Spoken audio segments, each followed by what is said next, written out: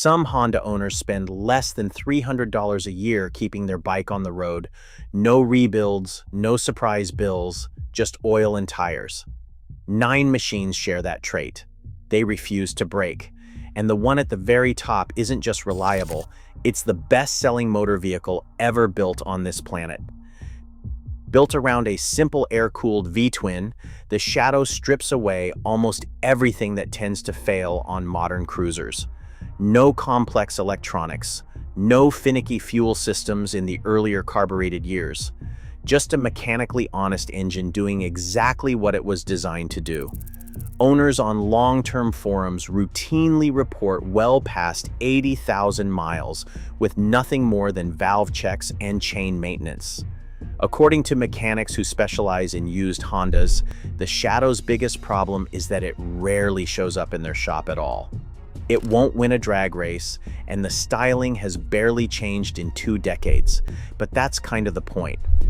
Honda found a formula that works, priced it reasonably, and simply left it alone rather than chasing trends that tend to introduce new points of failure. For a rider who just wants to get where they're going without drama, that restraint is the entire appeal. Insurance costs also stay low on the Shadow, since its middling power output and low theft rate keep premiums well under what most cruisers command, and used models routinely change hands for a fraction of their original price without losing much of what actually made them appealing in the first place. Next up, the Honda Rebel 500. This is the bike Honda built for people who have never thrown a leg over a motorcycle before, and that beginner-friendly mission forced the engineers to make it nearly foolproof. The parallel twin engine is detuned just enough to stay smooth and low stress, which means less internal wear over time compared to bikes pushed closer to their limits. Fuel economy sits in the 70+ miles per gallon range, so the savings show up every time you fill the tank, not just at service intervals. What really sets the Rebel apart is how cheap it is to keep alive. Parts are shared across Honda's broader lineup, so a cracked mirror or a worn brake pad won't drain your wallet the way it might on a boutique European bike. Resale holds up well too, since new riders keep flooding the used market looking for exactly this bike. It's not thrilling, but thousands of new riders have learned that boring can be a feature, not a flaw, especially in the first few years of learning to ride. Riding schools and dealership trade-in data both point to the same pattern. Very few Rebel owners walk away from the bike because something broke. Most simply outgrow it and move up the Honda lineup, which says more about the bike's dependability than almost any spec sheet could. Moving up the list is the Honda Africa Twin, the adventure bike that treats durability as a design requirement rather than a marketing word. Honda built this machine to survive rally raid conditions, and that DNA carries straight into everyday ownership. The parallel twin engine and reliable drivetrain mean owners frequently report 6-figure mileage totals while still running the original clutch and gearbox internals. Adventure riders who've taken Africa Twins across multiple continents describe a pattern mechanics elsewhere would call unbelievable. Minimal, unscheduled downtime, even after years of gravel, mud, and heat exposure that would cripple lesser-built machines. Insurance and resale also benefit from that reputation. A well-maintained Africa Twin holds its value close to what riders paid new, because buyers know exactly what they're getting into. It isn't cheap up front, and the seat height intimidates shorter riders, but very few owners describe it as a bike that ended up costing more than they expected once the miles start adding up. Long-distance riders who've documented multi-year world tours on the Africa Twin often point to the same detail. The bike rarely strands them somewhere without parts, because Honda's global dealer network means even remote regions usually have access to what a repair actually needs. Climbing into the middle of the list is the Honda CBR 500R, proof that a sport bike doesn't have to mean constant maintenance. Where a lot of sport-focused machines chase horsepower at the expense of longevity, Honda tuned the CBR 500R's twin-cylinder engine for smoothness and low stress, which keeps internal wear rates down even under spirited riding.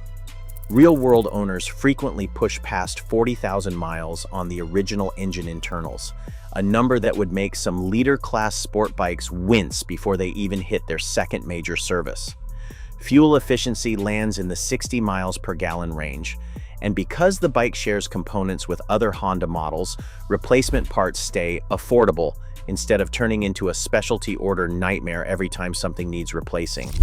It's the rare case of a bike that looks fast, feels genuinely engaging on a twisty road, and still won't punish your bank account the way many performance-focused motorcycles do the moment the factory warranty runs out. At the halfway point is the hondagoldwing, the touring machine that treats 1,000,000 miles as a realistic target rather than a marketing exaggeration. Owners who've logged that kind of mileage aren't outliers in Goldwing circles. They're a recognized community, with individual machines documented well past that mark while running largely original drivetrains and transmissions. Long-term touring rider communities routinely describe their maintenance routine as little more than oil, tires, and the occasional brake job across hundreds of thousands of miles. Yes, the upfront price is steep, and yes, it's a heavy machine that rewards experienced riders more than beginners still building confidence. But when you divide that purchase price across the number of miles these bikes typically deliver before needing serious mechanical work, the Goldwing often ends up costing less per mile than motorcycles that sell for a third of the price and fall apart twice as fast under regular use. Resale value backs that argument up too. A well-kept Goldwing tends to hold a noticeably larger share of its original price than most touring bikes in its class, because buyers shopping used units already know what kind of longevity they're paying for. Higher still on this list is the Honda CRF 250L, the dual sport that quietly built a cult following among riders who use their bikes for actual work, not just weekend photos on a trailhead. Its air-cooled, fuel-injected single-cylinder engine has almost nothing left to fail, fewer moving parts than nearly any other bike on this list, which is exactly why farmers, trail guides, and daily commuters in rough conditions gravitate toward it year after year. Maintenance costs stay remarkably low because the engine's simplicity means most jobs can be handled with basic tools and minimal specialized knowledge, even for riders who've never opened an engine bay before. Fuel economy regularly tops 70 miles per gallon, and because the CRF 250L was engineered to survive being dropped, submerged in mud, and ridden hard off-road, the kind of abuse that would total a street bike barely phases it. It isn't fast, and it was never meant to be. It's meant to still be running a decade from now, mud and all. Resale demand stays strong too, since buyers shopping the used dual sport market know exactly what they're getting. A bike that's more likely to have been neglected than actually broken, which makes even a rough-looking used CRF 250L a safer purchase than it might first appear. Near the top of the list sits the Honda CB750, the machine credited with inventing the modern superbike category back in 1969, and one that decades later is still running strong in the hands of collectors and daily riders alike.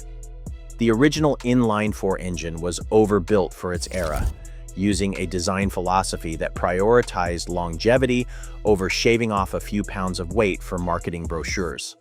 That over-engineering is exactly why so many CB750s from the 1970s are still on the road today, often with nothing more than a rebuild or two spread across 50 years of continuous use. Vintage motorcycle mechanics frequently point to the CB750 as the bike that proved Japanese manufacturers could out-engineer anything coming out of Europe at the time, permanently shifting the industry's balance of power. Parts availability remains strong thanks to a dedicated restoration community, so even owning a machine this old doesn't mean chasing down rare components for years just to keep it running. Values have climbed steadily as collectors have come to recognize what riders already knew. A clean, well-maintained CB750 isn't just a piece of history, it's a motorcycle that can still handle a daily commute more than half a century after it rolled off the line. Just outside the very top is the Honda Monkey, the bike nobody expects to last, but somehow always does. Small displacement, minimal complexity, and a cult following that treats these machines less like transportation and more like tools that happen to be genuinely fun to ride. Riders who commute on monkeys in dense urban environments report barely touching the engine beyond oil changes. And because the parts count is so low, there is simply less on the bike that is capable of breaking down in the first place. Fuel costs are close to nothing, and many owners report well over 100 miles per gallon, which means even years of daily use barely register on a monthly budget. It is not the bike you buy to impress anyone at a stoplight. It is the bike you buy when you are tired of your other vehicles constantly needing something fixed. And now, finally, the bike we teased at the very start, the one responsible for more miles ridden on this planet than any other vehicle in history, motorized or otherwise. This is the Honda Super Cub. Since 1958, Honda has built well over 100 million of them, and that number alone should tell you something about how little goes wrong with the design over 6 decades of continuous refinement. The Super Cub's small 4-stroke engine is famous for surviving decades of neglect. Riders across Southeast Asia and beyond have documented Super Cubs still running after being left outside, rarely serviced, and ridden hard for 20 or 30 years straight without a major rebuild. Its semi-automatic transmission removes an entire category of components that typically wear out on other bikes. And because Honda has kept the platform in continuous production for over 60 years, parts remain absurdly cheap and available almost everywhere on Earth, from small-town mechanics to major dealerships. It isn't fast, it isn't glamorous, and it will never be anyone's dream garage centerpiece.